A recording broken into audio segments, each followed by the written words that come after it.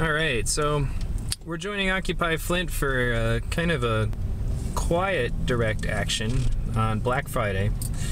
We're going to be targeting... Oh, you can't see them, but we're going to be targeting Target. For those of you who don't know how lame a corporation Target is, they actually run credit checks to their employees. As in, you have to pass a credit check before they'll even let you work there. The idea being that they have the right to discriminate against people who have bad credit because those people, in theory, would be more likely to steal from their greedy corporation. My other least favorite fact about Target is the fact that they used to allow the United States Marine Corps to collect for Toys for Tots there, then suddenly didn't. Their reasoning? The demographic of people who would donate to Toys for Tots was not the chosen demographic that they were targeting with Target. So we're driving around now in this very busy situation as far as traffic and all that, trying to get into this place so that we can follow Occupy Flint in their action today. Actually, I take pride in doing anything that humiliates Target, so that's good for me. Definitely, I mean, it's like when you ask yourself what kind of demographic were they targeting if they're not targeting a kind of people who would, donate to Toys for Tots. Well, it pretty much means that they're looking towards getting, targeting the people with the 2.5 kids and the gas guzzler cars and the expensive homes who are seemingly immune to the fact that there are kids who don't have enough toys for Christmas. So we're gonna park now. I'm gonna follow them around, and we're gonna get some good footage for you guys. First thing, oh, hold on. Go ahead.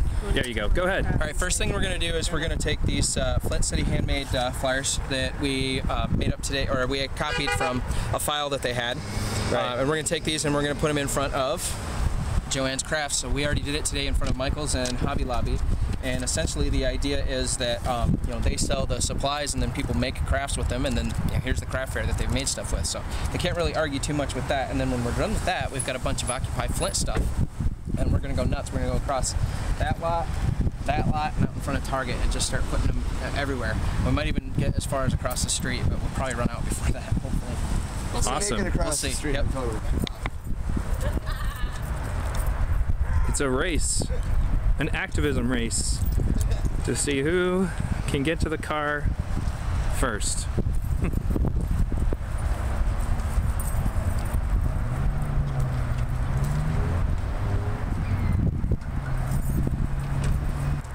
Bell-shaped curve theory here, and kind of out that way, because I'm pretty sure the people that were going into Joanne's are using the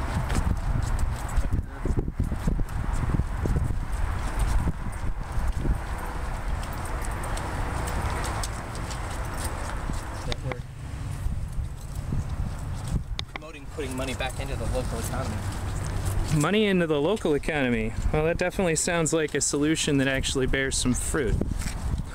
That kind of is the general idea, is to start taking actions that actually make a difference, Right, a permanent difference. Well, even the founding fathers, when they quote-unquote set up our country, had a tariff system in place for imported goods because they recognized that any time that the local economy was forced to, compete with labor where the situation was for some reason beneficial, even if that just means you can enslave people, that inevitably it would destroy your local economy. Right. So, since those tariff systems are no longer in place, we have no choice but to try to boost our own economy if they're not going to do it for us. Right on. And one of the things that we've been talking a lot about, aside from the appropriate technologies, has been the concept of trading goods, services, and skills, as opposed to just purchasing using federal banknotes. Right. So that's been kind of one of our goals, is to set up a trading post, which would be really cool because we've got a couple buildings that we might be able to get donated. Set up not only our media center and a place to get out of the cold for visitors, but a trading post, like an honest to gosh trading post. Excellent. Oh, no, that would have been different. I think one of the things I like about this is that you essentially are taking part in an activism that's not just about complaining about the problem, but trying to find a way to fix it, you know, Exactly. by enhancing the local economy. Exactly. And a lot of the outreach that we do is kind of based on either education or trying to find solutions. Right. So, like this kind of stuff, you know, where we're getting out here and we're promoting a local event where people are going to benefit all around. I mean, there's people that are really hard to shop for, and you go to a craft fair, you find something like with their name on it. Like, whoa, hey, never saw that before. Right. And a lot of our local artisans are they're amazing. They're very talented, and you know, this sort of event is something we could get behind 100% really easily. So Cool.